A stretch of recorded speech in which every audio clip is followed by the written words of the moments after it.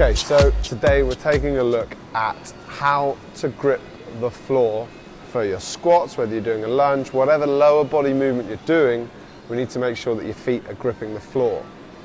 Now, there's two things I want you to think about when it comes to gripping the floor, and that is that, one, there's two ways to think about it. You can either grip the floor like you're got eagle's talons and trying to grab the floor and really press your feet in, create a big arch and squeeze into the floor. The second way to think about it is thinking about a tripod. So you're going to have 3 points of contact. It's going to be on your heel, the outside of your foot and your big toe. Both ways of thinking about it will create the same foot position where you're creating a nice high arch and the weight is spread through the toes and the big toe, down the outside of the feet and in the heels. So the reason we want to think about how you're gripping the floor is because your feet are your first point of contact with the floor. When you've got a big heavy weight up on your back, if you're not thinking about what your feet are doing and they're just flat or who knows what they might be, then how do you know if you're going to be safe and effective? So you need to be able to grip the floor, create that big arch in your foot, which will create that nice stable position to be able to push from.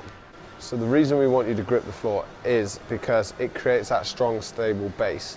You're going to have your weight sort of mid-foot towards heel, but the points of contact are on the outside, the big toe and the heels, so that when you go down, you've got that strong, stable base. And look what happens to the knees. It sends your knees out to the side to create good alignment in the knees, which is what we'll look at on the next video. But we're just looking at how gripping that floor can set you into strong position and a strong, stable base, rather than whether you've got flat feet or they're turning as you lift. These all create potential issues within the knee. All these different types of foot positions you might see where you might step and you've got a flat foot and the knee comes across the body. That can create issues in the knees. If you're lifting and your heels are coming off the ground and your weight is all in your toes and in the balls of your feet, that's putting immense pressure through your calf and also in your knees again. So that's why. They're the main reasons why. One is for safety and the second thing is effectiveness. That you have your full foot on the floor. You grip that floor as hard as you can. Which in turn turns the knees out. You can see that happening.